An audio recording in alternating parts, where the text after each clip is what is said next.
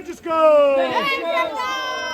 So it's a pretty simple process. The idea is to gain some of the sap to create the syrup, but leave enough for the tree so it can bloom in the spring. And so a lot of times we'll make the analogy of donating blood. You know, if you go into the blood bank and you donate a pint of blood or whatever, you are giving some of your liquid away, but you're going to recover quickly and it's totally fine. My finger. So we're on this little spur where there just happens to be a little collection of maple trees.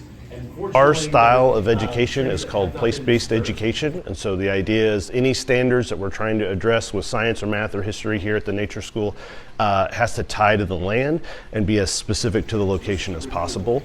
And so when we're deciding on what kind of curriculum we want to establish here for the winter season, we're looking at economy, culture, and ecology. And so making sure that our content touches all 3 points.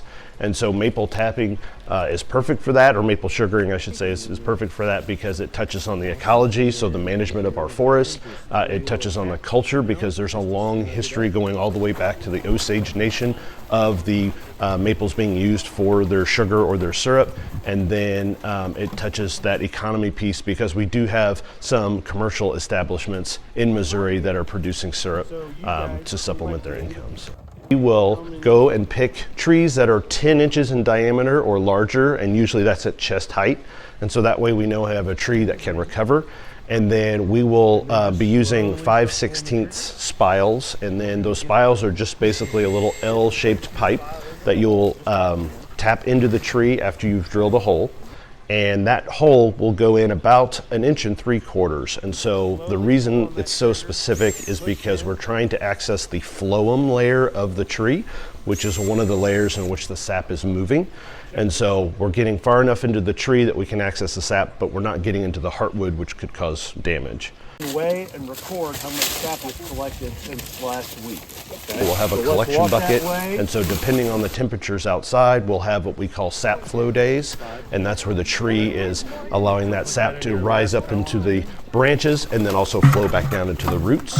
And it's that flowing down back into the roots that we're trying to collect. 5.15. All right, so write that down for our weight. That is our current record.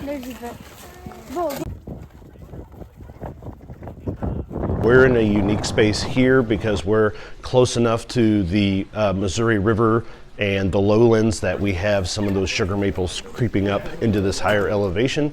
But outside of the floodplains, we typically don't see a whole lot of sugar maples. And so this site, along with the mature maple trees that are out here that are big enough to tap, is really kind of a unique space for mid-Missouri.